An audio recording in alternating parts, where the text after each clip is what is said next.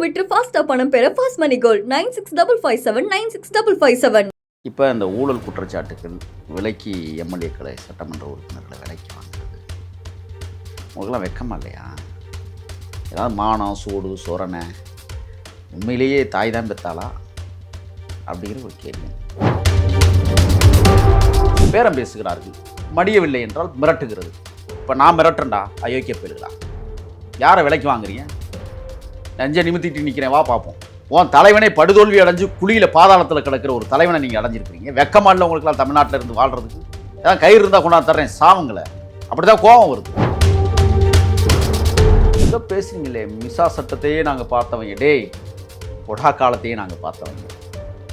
நான் சொல்லவா, பெருமையோடு சொல்ல, தமிழ்நாட்டில் எல்லா சிறைச்சாலைக்கும் போயிட்டு எல்லா சிறைச்சாலையும் பார்த்துட்டேன். எத்தனை சிறைச்சாலையை நான் பார்த்துருக்கேன்? நான் கேட்குறேன். ஆமாம், ஒவ்வொரு ஜெயிலுக்கும் ஒவ்வொரு பேர். இதெல்லாம் தெரியுமாடா பைத்தியக்காரங்களா?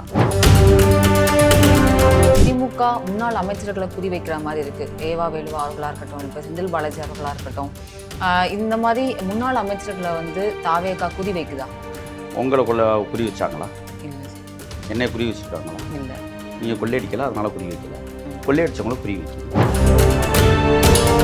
நான் இன்னொன்று சொல்கிறேன், விரைவில் உதயநிதி கைது செய்யப்படுவார். ஒவ்வொரு அமைச்சரும் கைது செய்யப்படுவார். செதைக்கணுவைங்கெல்லாம் மக்களை சிதைத்தவர்.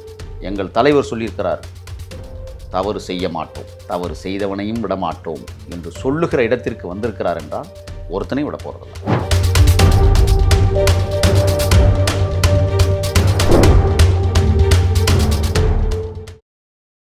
கலர்காடி நேயர்களுக்கு வணக்கம். இன்று நம்மளோடு இணைந்திருக்கிறார் தமிழக வெற்றி கழகத்தின் மாநில செய்தி தொடர்பாளர் முகில் அவர்கள். வணக்கம் சார். வணக்கம். எப்படி இருக்கீங்க சார்? நலமா இருக்கேன் சார். கடந்த 2-3 நாட்களாக பேசப்படுறது தான் சார், விஜய் அவர்களோட ஆட்சியை கவிழ்க்கிறதுக்கு டிஎம்கே நிறைய வேலைகளை பார்க்குறாங்க. தாவேக்கா ஊத்தங்கரை எம்எல்ஏவாக இருக்கக்கூடிய இளையராஜா அவர்கள்கிட்ட இவ்வளோ கோடி அப்படின்னு பேரம் பேசுகிறாங்க அப்படின்னு சொல்லிட்டு 2-3 வாரத்துக்கு முன்னாடி ஜூனியர் விகடனில் வந்த ஒரு செய்தி, ஆப்ரேஷன் எஸ் அப்படின்னு சொல்லிட்டு அறிவாலயம் கொடுத்த ஒரு ப்ராஜெக்ட் அப்படின்னு சொல்கிறாங்க. எவ்வளோ நாளாக திமுக அதை பண்ணிட்டு இருக்காங்க? இதனால தாவேக்கா எம்எல்ஏக்கள் அந்த வலையில் விழுவாங்களா? என்ன நினைக்கிறீங்க சார்? ஆப்ரேஷன் சிங்கப்பூர்ல அதான் எஸ்ஸா? அப்படிதான் சொல்லிட்டு போயிருக்காரு sir. Senthil Balaji yes. Operation S Senthil Balaji. கோடி கோடியாக கொள்ளையடித்தவர்கள். ஏன்னா மிஷாவுக்கே பயப்படாதவர்கள், மிஷா காலத்தை பார்த்து பயப்படாதவர்கள், மிஷாவுக்கு பயந்தவர்கள். அப்படியே ரெண்டுக்கு வித்தியாசம். அப்படி பார்த்தா நான் பொடாவுக்கு பயப்படலையே. நான் பொடா காலத்தில் தான் சிறையில் இருந்தேன். அதனால் பொடா வீரன் என்னை சொல்லிட முடியுமா? யோசிச்சு பாருங்கள், 2001 பொடா காலம். இவர்கள் அந்த காலத்தில் கைது செய்யப்பட்டார்கள். மிசா சட்டத்தில் உட்பட்டவர்கள் அல்ல. ஏதாவது பேசிகிட்டு இருக்காங்க. ஆமாம், ஆனால் அவங்க சொல்கிறாங்க ஏதாவது இப்போ. ஆமாம், தொடர் வண்டியே வராத தண்டவாளத்தில் தலை வச்ச பெருமக்கள் தானே. கள்ள குடி கொண்ட அதை சொல்லுவாங்க. ஆமாம், வாழ்க்கை அப்படிமா. இன்னைக்கு அதற்கு டால்மியாபுரம்னு இந்தி பேர் வந்திருக்கு. அதை நீங்கள் பார்க்கணும், கவனிக்கணும். வாழ்க திமுக, ஒழிக திமுக. ஏன்னா அண்ணா காலத்து திமுக வேற, இப்போ இருக்கிற திமுக வேற. அதனால் சொல்கிறேன். இப்போ இந்த ஊழல் குற்றச்சாட்டுகள் விலைக்கு எம்எல்ஏக்களை சட்டமன்ற உறுப்பினர்களை விலைக்கு வாங்குறது உங்களுக்கெல்லாம் வெக்கமா இல்லையா? ஏதாவது மானம் சூடு சொரணை உண்மையிலேயே தாய் தான் பெற்றாளா அப்படிங்கிற ஒரு கேள்வி. மக்கள் அளித்த தீர்ப்பு இது.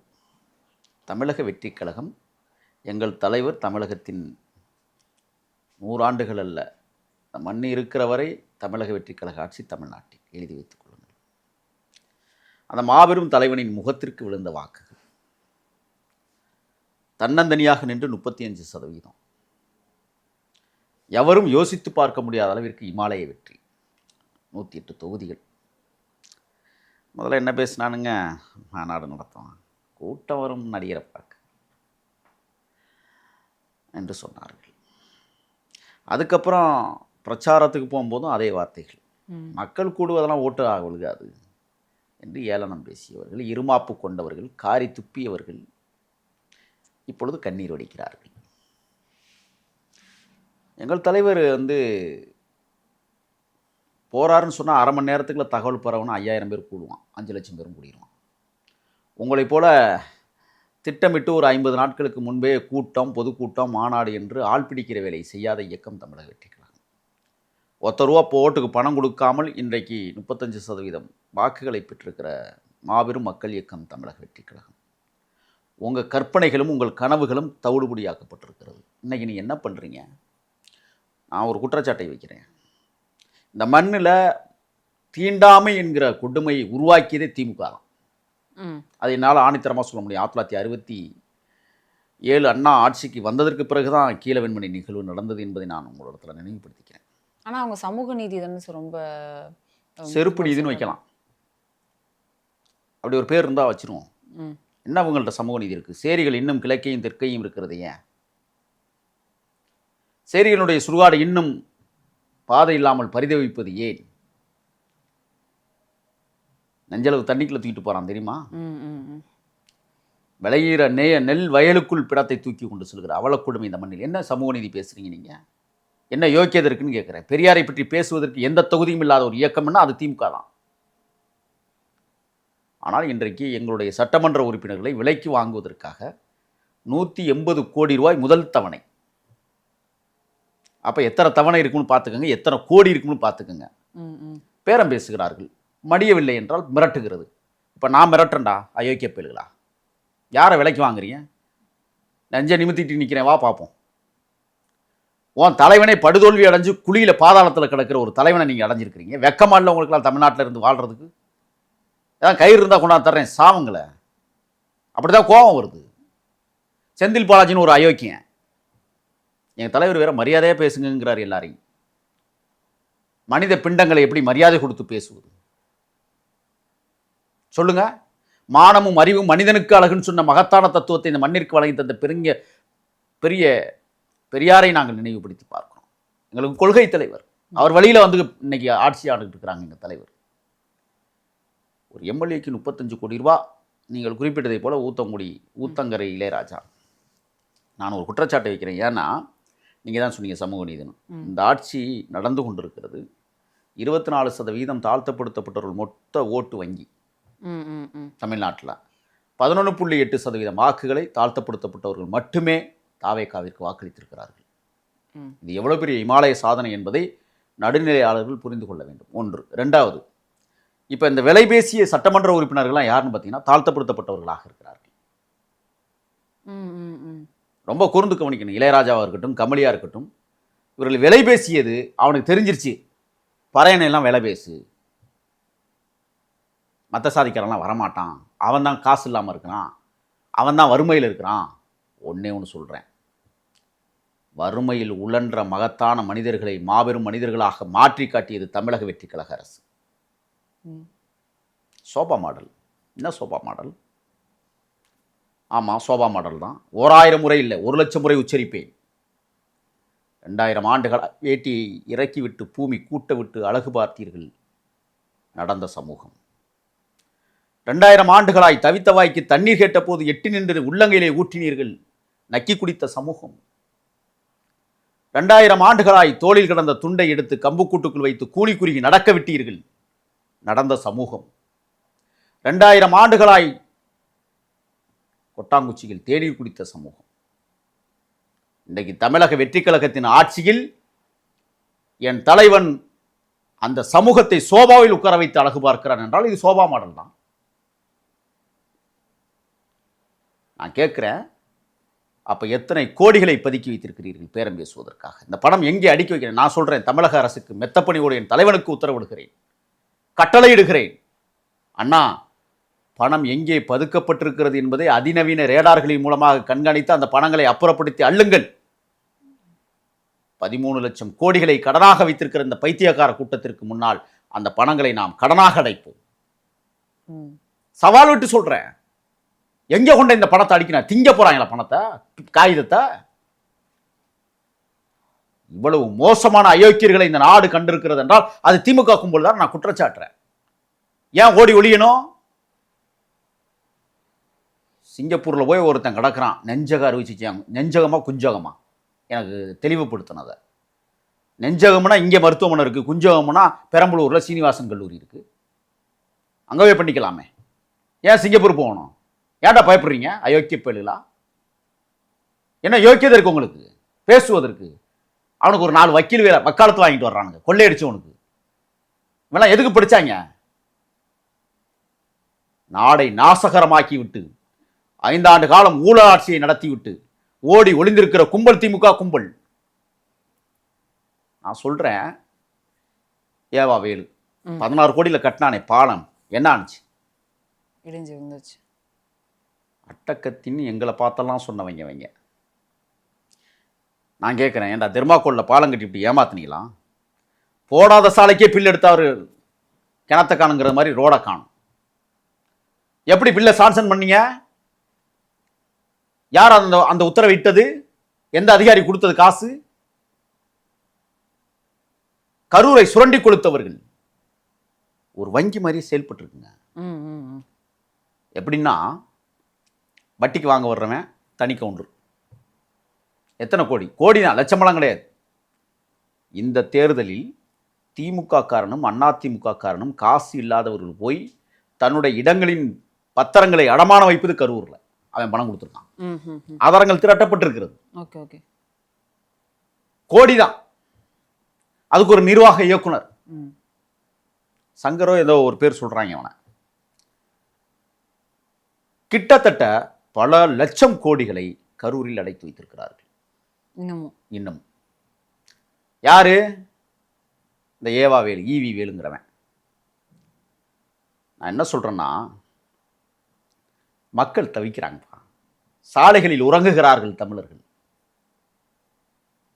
காலையில் 6 மணிக்கு போய் இடுப்பு கூனி குறுகி நடவு நடப்போற எங்கள் பெண்கள் சாயங்காலம் 6 மணி வரை 300 ரூபாய்க்கு முட்டி போட்டு நடுகிறது. செங்கச்சூளையில் வேலை பார்த்த அனுபவம் இருக்காமா உங்களுக்கு? ஒரு செங்கக்கல் உருவாக்குவதற்கு, அந்த மண்ணை பக்குவப்படுத்துவதற்கு, மண்வெட்டியை எப்படி பிடிக்கணும், அந்த தட்டியை எப்படி கொண்டாந்து மண்ணை தட்டியில் அள்ளி போடணும், மண்ணை எப்படி வரிசைப்படுத்தணும். இன்னைக்கு மிஷின்கள் வந்திருக்கு, அது வேற. கையறுவை கல், பலமாய்ந்த செங்கக்கல். காலையில் 6 மணிக்கு அந்த கட்டளையை பிடிச்சி மதியம் 2 மணி வரை அந்த கட்டளையில் மண்ணை போட்டு 1000 செங்கக்கல் அறுத்து மக்கா நாள் அதை பிரட்டி பிசிறு தட்டி, அதுக்கு 3ஆவது நாள் அதை எடுத்து அடைஞ்சி மழை வந்து கரைஞ்சி எவ்வளவோ வேதனைகளை சுமக்கிற நம் தமிழர்கள். பணத்து மேலே படுத்து கிடக்கிற பைத்தியக்கார கூட்டம் திமுக கூட்டம். யோசிச்சு பாருங்க நீங்க.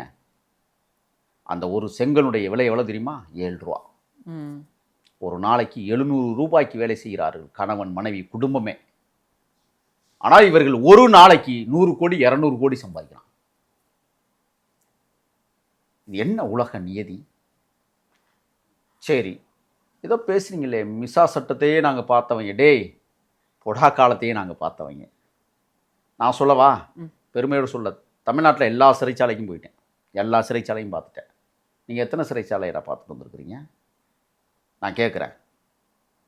சிறைகளுக்கு பேர் உண்டு தெரியுமா? திருச்சினா காக்கா சிறை, ஏன்னா அங்கே காக்கா அதிகம். கோவை மத்திய சிறைனா அங்கே வவ்வால் சிறை, அங்கே வவ்வால் அதிகம். ஏன்னா எங்களுக்கு மாமிசமே அதுதான். ஜெயிலியா? ஆமாம், ஒவ்வொரு ஜெயிலுக்கும் ஒவ்வொரு பேர். மதுரை எதுக்கு பேர் போனது தெரியுமா? பெருச்சாளி.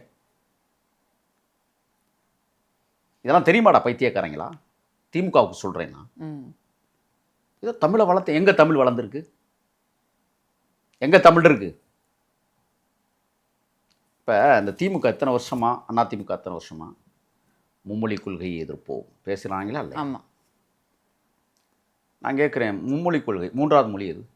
ஹிந்தியை தான் சொல்கிறாங்க சார் அவங்க. அப்போ சமஸ்கிருதம் 1000 ஆண்டுகளாய் சமஸ்கிருதம் உட்கார்ந்துருக்கே. தேவாலயங்களில் சமஸ்கிருதம் ஒழிக்கப்படுகிறதே. தமிழர்களுடைய பெயர்கள் சமஸ்கிருத பெயர்களாக இருக்கே. அப்போ அது எந்த மொழி? ரமேஷ் சுரேஷ் என்ன தமிழ் பேரா? இல்லை. நான் கேட்குறேன் இன்னொரு கேள்வி. பார்ப்பனியத்தின் மொழியான சமஸ்கிருதத்தை அதிகமாக பயன்படுத்தக்கூடியவர்களே இஸ்லாமியர்கள். எப்படி சார்? முகமது ரஃபீக் எத்தனை எழுத்து வருதுன்னு பார்த்துக்குங்க. இஸ்மாயில் எத்தனை எழுத்து வருதுன்னு பார்த்துக்குங்க. பெஹ்ருனிஷா பேகம் எத்தனை எழுத்து வருதுன்னு பாருங்க. ஜார்ஜகான் எத்தனை எழுத்து வருதுன்னு பாருங்க. எங்கோ பிறந்த உருது வாழ வேண்டும் என்பதற்காக தமிழை கொலை செய்கிற ஒரு மதமாக இன்றைக்கு அந்த மதம் இருக்கிறது என்கிற குற்றச்சாட்டை நான் பதிவு பண்ணுறேன். தமிழில் எழுத்து இல்லையா? எல்லாத்துக்கும் எடுத்திருக்கேன். ம், ம், ம். 2வது இடத்துல கிறித்துவம் இருக்கிறது. அவர்களும் அதிகமாக அந்த மொழியை பயன்படுத்துகிறார்கள். இந்துக்கள் அதை விட அதிகமாக இன்றைக்கு பயன்படுத்தி கொண்டிருக்கிறார்கள். பேர்கள் எல்லாம் சமஸ்கிருத பேர்கள். 10 மாசம் சுமந்து புள்ள பெக்கிறவன், பல லட்சங்களை செலவழித்து கல்யாணம் பண்ணவன், புள்ள பிறந்தவன பேர் வைக்கிறதுக்கு பாப்பானா தேடி போறான். ஏன் அவன் சமஸ்கிருத பேர் வைக்கிறது? ம், ம், ம். கேட்டா நேம்ராலச்சிங்கிறான். இதை என்றைக்காவது திமுக யோசித்ததுண்டா? தமிழக வெற்றி கழகம் யோசிக்கிற இடத்தில் இருக்கிறது. மும்மொழி கொள்கை, 3வது கொள்கை மொழியே சமஸ்கிருதமாக இருக்கிறது. ம். 4வது மொழிதான் இந்தியாக இருக்கிறது. யார் இதை உணர்வார்? யார் தடுப்பார்? வேட்டியை வேஷ்டி என்கிறான். அப்ப ஆட்டுக்குட்டி ஆஸ்டு குஸ்டின்னு சொல்லுவானா? சொல்ல மாட்டாங்க. பேருந்துக்கு போகலையா அப்படின்னா சிரிக்கிறாங்க. இன்னைக்கு பஸ்ஸுக்கு போகலையா நார்மல் ஆயிடுச்சு, சாதாரணமாக இட்டது. பேருந்து கோயிங் 2 ஒன்று தானே. ஆக எல்லா வகையிலும் சமஸ்கிருதத்தை திணித்து, தமிழருடைய பண்பாட்டு கலாச்சாரங்களை திணித்து, இவர்கள் மும்மொழி கொள்கை என்று இந்தியை மட்டுமே யோசித்துக் கொண்டிருக்கிறார்கள். பார்ப்பனியம் இந்தியை திணிக்கவில்லை, சமஸ்கிருதத்தை திணித்து வைத்திருக்கிறது. திமுக என்னைக்காவது இதை பத்தி பேசியதுண்டா? என்ன மொழிக்கு பாதுகாத்து வச்சிருக்கிறீங்க? தமிழ் மொழியை கொச்சைப்படுத்தி, தமிழ் மொழியை அழித்தொழித்து, தமிழ் மொழியை இல்லாமலாக்கிய குற்றவாளி கூண்டுகள் திராவிட இயக்கங்கள். நான் குற்றச்சாட்டு வைக்கிறேன். மீட்டுருவாக்கம் செய்யப்பட வேண்டும். தமிழக வெற்றி கழகம் அதை செய்யும் என்கிற நம்பிக்கையில் நான் உங்களிடத்திலே பேசிக் கொண்டிருக்கிறேன். அனிதா ராதாகிருஷ்ணன் அவரோட கைது எப்படி பார்க்குறீங்க சார்? ஏன்னா இதுக்கு முன்னாடி தாவேகா வந்து மக்கள் பணியில் தான் வந்து ஃபோக்கஸ்டாக இருந்தாங்க. இப்போ வந்து எல்லாமே வந்து திமுக முன்னாள் அமைச்சர்களை குறி வைக்கிற மாதிரி இருக்குது. ஏவா வேலுவா அவர்களாக இருக்கட்டும், இப்போ செந்தில் பாலாஜி அவர்களாக இருக்கட்டும், இந்த மாதிரி முன்னாள் அமைச்சர்களை வந்து தாவேகா குறி வைக்குதா? உங்களை குறி வச்சாங்களா? இல்லை சார். என்னை குறி வச்சிருக்காங்களா? இல்லை. நீங்கள் கொள்ளையடிக்கல, அதனால குறி வைக்கல. கொள்ளையடிச்சவங்கள குறி வைக்குது. அனிதா ராதாகிருஷ்ணங்கிறவர் யாரு? பாத்திர வியாபாரி, ஒரு கிரானைட்டில் வேலை செஞ்சவர். எப்படி இத்தனை லட்சம் கோடிகள் வந்தது?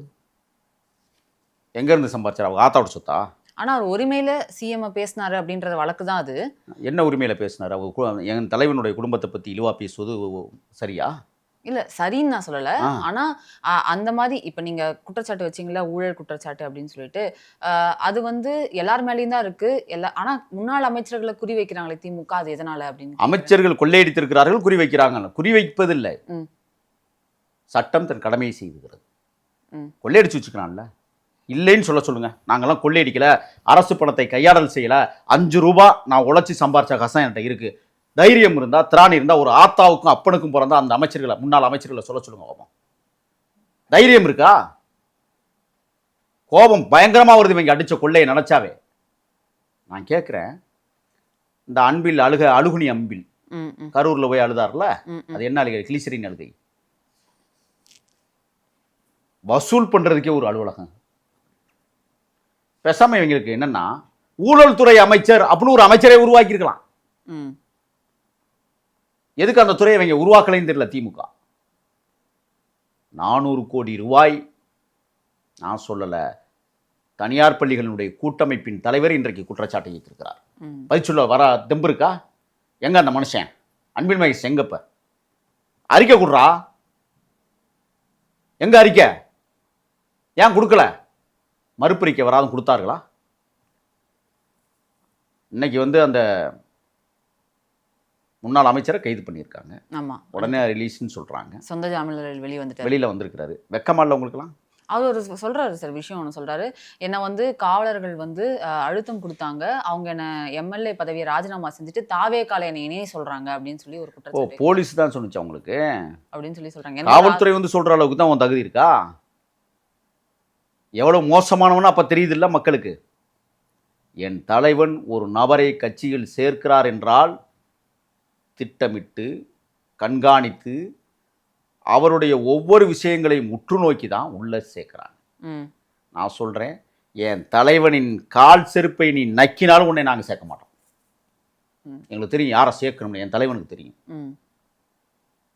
அப்போ காவல்துறை சொன்னிச்சான், ஒரு அரசு எந்திரம் இயங்குகிறது, காவல்துறையிட்ட போய் சொல்லி அவரை எப்படியாவது எங்கள் கட்சியை கொண்டு வாங்க. எவனாவது நம்புவானா? இந்த கேனப்பேல்கள்கிட்ட பேசுகிறாங்களா? இவன்லாம் வந்து அமைச்சராக இருந்தவனா? 5 முறை வெற்றி பெற்றிருக்கிறார். ஆமா, அந்த தொகுதியில. என்ன யோக்கியது இருக்க? சிந்தனை வேண்டாமா? ஆனா அதை வச்சுட்டு தான் சார் இப்ப திமுக அர்லேக்கர் கிட்ட கவர்னரா இருக்கக்கூடிய அர்லேக்கர் கிட்ட ஒரு லெட்டர் கொடுக்க போறாங்க, இந்த மாதிரி குதிரை பேரம் பண்றாங்க தாவேக்கா அப்படின்னு சொல்லிட்டு அவர் சொன்ன ஸ்டேட்மெண்ட் எடுத்துட்டு தான் போய் டைனோசர் பேரமே நடத்தி கொண்டிருக்கிறது திமுக.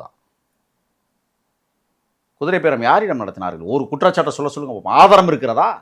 இப்போ நாங்கள் ஆதாரத்தை திரட்டி இருக்கிறோமே, இந்த அரசு திரட்டி இருக்க 150 கோடி ரூபாய்க்கு நீங்கள் பேரம் பேசியது இன்னைக்கு ஒப்புதல் வாக்குமூலம் வந்திருக்கிறதே, ஹால் ஹிஸ்ட்ரி எடுக்கப்பட்டிருக்கிறதே, எப்படி வந்தது இதெல்லாம்?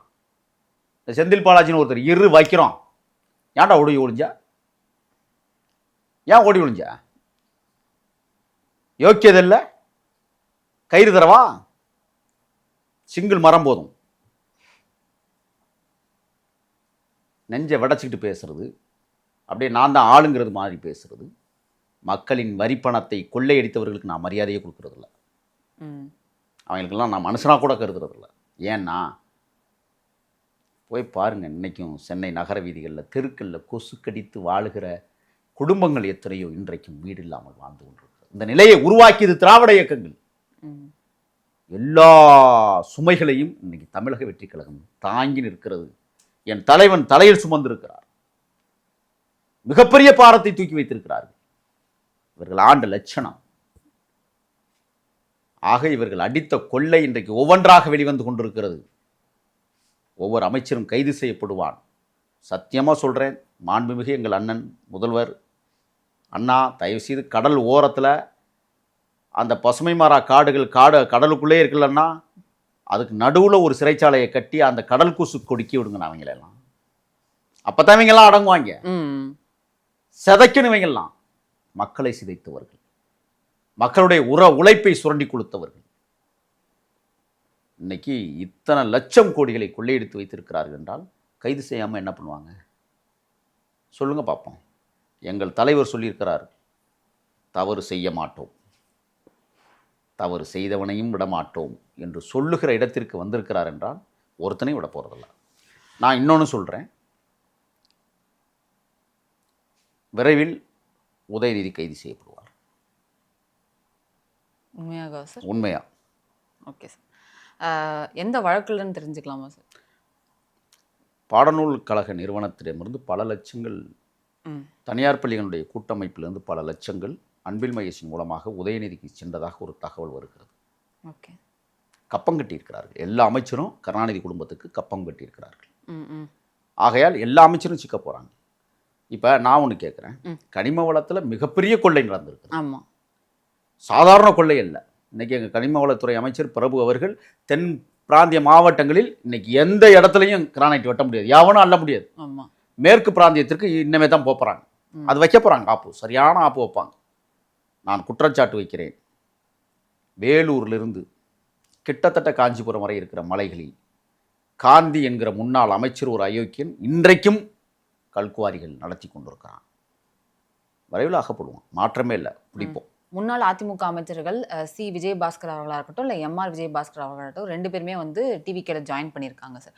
ஆனால் அவங்க மீது, அதாவது சி விஜயபாஸ்கர் அவர்கள் மீது குட்கா வழக்காக இருக்கட்டும், இல்லை சொத்து குவிப்பு வழக்காக இருக்கட்டும், இது 2மே இருக்குது. என்ன நார்த்லேருந்து வாஷிங் மிஷின் கொண்டு வந்துட்டாங்களா அப்படின்னு சொல்லிட்டு கனிமொழி எம்பி அவர்கள் வந்து ட்வீட் போட்டிருக்காங்க. முன்னாள் அமைச்சர்களை வந்து தாவேக்கால சேர்க்கறது தாவேக்காக்கு பலமா பலவீனமா? முதல்ல திமுக கவுச்சியை கொண்டே இப்போ வாஷிங் மிஷினில் போட்டிருக்கோம். அவ்வளோ கவுச்சி இருக்குங்க, நாருது. கம்போர்ட்டு போடலான்னு சொல்லியிருக்கிறாரு எங்கள் தலைவர். சரிங்களா? இன்னைக்கு புதுக்கோட்டை மாவட்டம், பொதுவாக டெல்டா மாவட்டங்களில் தமிழக வெற்றி கழகம் பெரிதளவேனும் வெற்றி பெறலை, நாங்கள் ஒத்துக்கிறோம். ஆமாம். அந்த வெற்றிடத்தை நிரப்புவதற்கு இன்றைக்கு மகத்தான போர்ப்படை தளபதியாக விஜயபாஸ்கரும் எம்ஆர் விஜயபாஸ்கர் அவர்களும் இன்றைக்கு வருகை தந்திருக்கிறார்கள். நான் புதுக்கோட்டை மாவட்டத்தை சார்ந்தவன். Okay okay. எனக்கு தெரியும், அங்கே மரியாதைக்குரிய சி விஜயபாஸ்கர் அவர்கள் எண்ணற்ற சேவைகளை புதுக்கோட்டை மாவட்டம் முழுவதுமே செய்திருக்கிறார். ஓகே. மருத்துவக் கல்லூரி இன்னைக்கு புதுக்கோட்டைக்கு கிடச்சிருக்குன்னு சொன்னால் அந்த மகத்தான சாதனையை உருவாக்கியவர் மரியாதைக்குரிய விஜயபாஸ்கர். நான் அவரை எங்கே நான் பார்க்குறேன்னா, ஒரு தடவை புதுக்கோட்டையிலேருந்து தஞ்சாவூரை நோக்கி அவருடைய வாகனம் சென்று கொண்டு இருக்கிறது. ஒரு இடத்துல விபத்தில் துடித்தவர்களை தன் மகிழுந்தில் ஏற்றி உடனடியாக மருத்துவமனை கொண்டு போய் சேர்த்து அவர்களை காப்பாற்றிய பெருமை அண்ணன் விஜயபாஸ்கரை சாரும். அது மட்டும் இல்லை, இன்னைக்கு அந்த புதுக்கோட்டை மாவட்ட மக்களுக்கு ஒரு தீங்கு என்றால் உடனடியாக களத்தில் நின்று போராடக்கூடியவர். அவர் மேலே வழக்குகள் இருக்குது, அவர் சட்ட ரீதியாக அவர் பார்த்துக்கொள்ளட்டும். சட்டம் தன் கடமையை செய்யும். அவர் தவறு செய்தால் நிச்சயமாக சட்டம் தண்டிக்கட்டும். அதெல்லாம் எங்களுக்கு எந்த விதமான மாற்றமும் இல்லை. இது எதோட ஒப்பிட இருக்குதுன்னா, அதிமுகல வைத்திலிங்கம் அவர்கள் இருந்தார். அப்போ அவர் மேல ஊழல் வழக்கு இருந்தது போது அவங்க திமுக வந்து சேர்ந்த உடனே அந்த ஊழல் வழக்கு முடித்து வைக்கப்பட்டது. அந்த இதுல இப்ப நாங்க குட்கா வழக்கு முடிச்சு வச்சிருக்கிறோமா? இல்ல முடிச்சு வைக்கலன்னு சொல்ல, இது அந்த மாதிரி ஒப்பிடுறாங்க அப்படின்னு சொல்றேன். நாங்க முடிச்சே வைக்கலையே. வழக்குன்னு ஒரு சொல்லியிருக்காங்க 6 வாரங்கள்ல முடிக்கணும்னு சொல்லியிருக்காங்க, 12 வாரங்கள்ல முடிக்கணும்னு சொல்லியிருக்காங்க. தாவேக்கா எந்த ரியாக்ஷனும் இல்லையே. வழக்கு அது நடந்து கொண்டிருக்கிறது, சட்டம் அதை பார்த்துக்கொள்ளும், நீதிமன்றங்கள் அதை பார்த்துக்கொள்ளட்டும். அது அண்ணன் விஜயபாஸ்கர் எப்படி அதை கையாள போறார், அவர் உண்மையான குற்றவாளியா இல்லை என்பதை அவர் நீதிமன்றத்தில் நிரூபிக்கட்டும். நாங்கள் அதை பற்றி கவலைப்படலையே. ஆக நாங்கள் திமுக இல்லை, நாங்கள் தாவேக்கா. எங்க பக்கம் அவங்க வர்றாங்க, எங்களை நம்பி வருகிறார்கள். நான் ஒன்று சொல்றோம், நீ இதுக்கு முன்னாடி எப்படி வேணாலும் அண்ணன் விஜயபாஸ்கரோட அந்த அன்னைக்கு நடந்த இணைப்பு விழா பொதுக்கூட்டத்தில் சொன்னார், பழையன கழிதலும் புதியன புகுதலும் என்கிற ஒரு வார்த்தையை பிரயோகப்படுத்தியிருக்கிறார். தமிழருடைய பழமொழி. இன்றைக்கு அவர் தாவேக்காவிற்கு வருகிறார் என்றால் தூய்மையாக வர வேண்டும், இருக்க வேண்டும் என்பதுதான் என் தலைவனுடைய கட்டளை. இங்கே கையாடல முடியாது. இங்கே கட்டிங், கரப்ஷன் எதுவுமே இல்லை. அப்படி என்றால் எங்கள் இயக்கத்திற்கு பயணிப்பதற்கு உங்களுக்கு எண்ணம் இருந்தால் வாருங்கள், இல்லை என்றால் ஒதுங்கிக் கொள்ளுங்கள் என்பதுதான் என் தலைவனுடைய, யாருக்காக இருந்தாலும். அது அண்ணன் விஜயபாஸ்கருக்காக இருக்கட்டும் அல்லது எனக்காகவே இருக்கட்டும், எந்த அப்பழுக்கும் இல்லாமல் நாங்கள் வாழ்ந்து கொண்டிருக்கிறோம். இன்னைக்கு நான் உங்களை சந்திக்க வரேன், உங்களை பார்க்க வரேன்னா நான் பேருந்தில் தான் பயணிக்கிறேன். ஆனால் நான் மாநில செய்தி தொடர்பாளர். நான் நினச்சா திமுகவில் இந்த பதவி இருந்தால் நான் கோடிகளில் புரளலாம். நான் ஏழையாக இருப்பதற்கு காரணம் தாவேக்கா. என்னை ஏழையாகவே வைத்திருப்பது தாவேக்கா. அதுதான் எனக்கு பிடிக்குது. அன்றாடங்காட்சி மக்களோடு அன்றாடம் பழகக்கூடிய ஒரு வாய்ப்பை என் கட்சி எனக்கு வழங்கியிருக்கிறது. நான் மகிழுந்தில் போய் மக்களை பார்க்க முடியாது, பேருந்துகளில் போனால் தான் மக்களை பார்க்க முடியும். கண்டிப்பாக சார். அதே மாதிரி ஜூலை 10, 11 முதல்வர் அவர்கள் கரூருக்கு போகிறாரு அப்படின்ற மாதிரி ஒரு செய்தி வெளியாகிருக்கு. அங்கே போய் நலத்திட்டங்களை கொடுத்துட்டு அதுக்கப்புறம் அந்த 41 குடும்பங்களையும் பார்க்குறதா முடிவு பண்ணியிருக்கிறதா ஒரு சில செய்திகள் வருது. அதில் இன்னொரு செய்திகள் அந்த குடும்பத்தாருக்கு அரசு பணி குடும்பத்தில் ஒருத்தருக்கு கொடுக்கறதா அப்படி ஒரு செய்தி வருது சார். அது உண்மையா? இல்லை, அரசு அறிவிக்கலை, இவர்களாக கட்டவிழ்த்து விட்டு தகவலா வந்துகிட்டு இருக்கு. அது அண்ணன் சொல்லுவாங்க கண்டிப்பா. அதை பற்றி அண்ணன் சொன்னாதான் நம்மளுக்கு தெரியும். அரசு இதுவரை அறிவிக்கப்படவில்லை. ஒன்று. ரெண்டாவது, கரூர் செல்வதற்கான முக்கிய காரணம் எங்கள் பிள்ளைகளை நாங்கள் இழந்து ஓராண்டுகள் நிறைவடைய போகிறது. அந்த பிள்ளைகளின் கண்ணீரை துடைப்பதற்கு என் தலைவன் தன்னுடைய கைரேகை அழியாமல் பார்த்து கொள்ளட்டும் என்று நாங்கள் கருதுகிறோம். ஆனால் அழுத கண்ணீரை துடைப்பது ரேகை உள்ள கைதான். அந்த ரீதியில் என் தலைவன் இங்கே புறப்படுறாங்க. ஒன்று. ரெண்டாவது, எம்ஆர் விஜயபாஸ்கர் அவர்களும் மரியாதைக்குரிய என்னுடைய மாவட்டத்தினுடைய தளபதி சி விஜயபாஸ்கர் அவர்களும் ஒரு பிரமாண்ட இணைப்பு விழாவை கரூரில் நடத்திருக்கிறார். இரண்டாவது இணைப்பு விழா என்கிற ஒரு பெரிய விஷயத்தை இங்கே கையில் எடுக்கிறாங்க.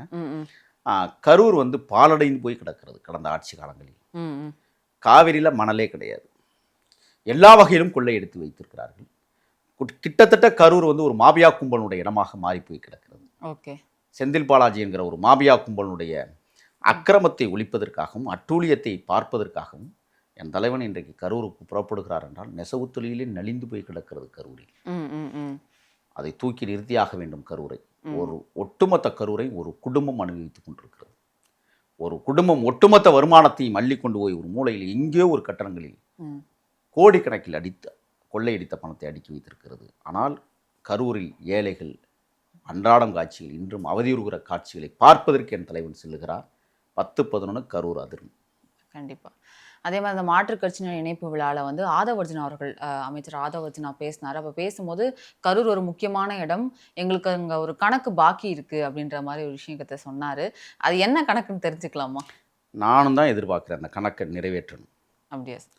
அது பெரிய கணக்கு. ஏன்னா ஒரு விஷயம் நான் உங்களுக்கு சொல்கிறேன், லட்சக்கணக்கான மக்கள் என் தலைவனை பார்ப்பதற்கு வருவார்கள், போவார்கள்.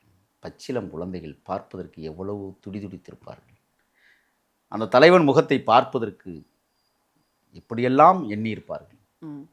தகப்பனின் தோளில் உயரே உட்கார்ந்து கொண்டு எப்படியாவது அந்த தலைவனை பார்த்துவிட முடியாதா என்று கூட்டங்களுக்கு இடையிலே ஏங்கி தவித்த குழந்தைகளின் உயிரை பறித்த குற்றவாளிகள். செந்தில் பாலாஜி படமொட்டிய தண்ணீர் பாட்டில் வந்தது தண்ணீர் தான் இருந்ததா, வேறு ஏதாவது திரவம் இருந்ததா? செந்தில் பாலாஜி படமொட்டிய ஆம்புலன்ஸ் வந்தது, உயிர்காக்கும் மருந்து இருந்ததா, உயிர் போக்கும் மருந்து இருந்ததா என்பதை நான் கேட்க விரும்புகிறேன். 41 உயிர்கள் கண் இமைக்கிற நேரத்தில் துடிதுடித்து இந்த பூமிக்கு இரையாகி போன அந்த சம்பவத்தை ஒரு நிமிடம் இதயம் கனத்து பேச வேண்டிய சூழல் இருக்கிறது. அந்த கணக்கை நாங்கள் சரிகட்ட வேண்டும். எப்படி? பழி தீர்ப்பதல்ல, யார் பழி எடுத்தது, அந்த பழி எடுத்தவன் எப்படி இந்த மண்ணில் சுதந்திரமாக உலாவுகிறான், அந்த திட்டத்தை தீட்டியவன் எப்படி இந்த மண்ணில் நடக்கிறான், அந்த அந்த சம்பவங்களை அரங்கேற்றியவன் எப்படி இந்த மண்ணில் சுதந்திரமாக சிரித்த முகத்தோடு திரிகிறான். அந்த கணக்கை தீர்க்கணுமா இல்லையா? அந்த கணக்கை தீர்ப்பதற்கு சட்டத்தை தன் கையில் வைத்துக்கொண்டு அவன் எவனாக இருந்தாலும், எந்த கொம்பனாக இருந்தாலும், அந்த ஒற்றை கணக்கை நாங்கள் தீர்த்து தான் ஆகும். அதில் மாற்றமே இல்லை. கண்டிப்பாக சார். அதே மாதிரி அறநிலைத்துறை அமைச்சராக இருக்கக்கூடிய ரமேஷ் அவர்கள் வந்து நிறைய விஷயங்கள் பண்ணிக்கிட்டு இருக்காரு. அவர் மீது வைத்த குற்றச்சாட்டுக்கெல்லாம் விளக்கம் கொடுத்துக்கிட்டு இருக்காரு. அதே மாதிரி அந்த அந்த விழாவில் அவர் பேசும்போது இது வந்து சோஃபா மாடல் ஆட்சி இல்லை அப்படின்னு விமர்சனம் பண்ணுறாங்க. திமுக வந்து பாப்பா மாடல் ஆட்சி அப்படின்னு சொல்லி சொன்னார். அதுக்கு அவர் விளக்கமும் சொல்லியிருந்தார். ஆர்எஸ் பாரதி அவர்கள் வந்து அவர் பேசுனதை பார்த்தீங்களான்னு தெரியல சார். ரமேஷ் அவர்கள் சொன்னதை வந்து கேட்டிருக்காங்க செய்தியாளர். பாப்பா மாடல் அப்படின்னு சொல்லி சொல்றாரு. அவர் வந்து அதுக்கு வேற மாதிரி ஒரு வார்த்தையை முன்னாடி சொல்லிட்டு சாதி பெயரை குறிப்பிட்டு அதுக்கப்புறம் நான் அப்படி சொல்லலை, நான் பாப்பான்னு தான் சொன்னேன், தப்பா கிப்பா போட்டுற போறீங்க அப்படிலாம் சொல்லி அதுக்காக அவர் பேசவும் செஞ்சார். அது பார்த்தீங்களா சார்? அந்த ஆர்எஸ் பாரதி என்கிற அயோக்கியவாதிகளுக்கெல்லாம் நான் பதில் சொல்கிறதுங்க. என் தகுதியை நான் குறைச்சிக்க கூடாதுன்னு நினைக்கிறேன். ஓகே. அதனால் பாப்பா மாடல் அப்படிங்கிறது என் தம்பி சொல்லியிருக்கிறாரு. இது நான் சோபா மாடலுக்கு ஏற்கனவே நான் விளக்கம் சொல்லிட்டேன். ஆகையால் இது வேறு எதுங்க நான் சொல்ல விரும்பலை. இது எங்கள் ஆட்சி வந்து சோபா மாடல் ஆட்சி. Okay sir. Okay sir. எங்கள் தேவையான கருத்துக்களை பகிர்ந்ததுக்கு ரொம்ப நன்றி சார். நன்றி.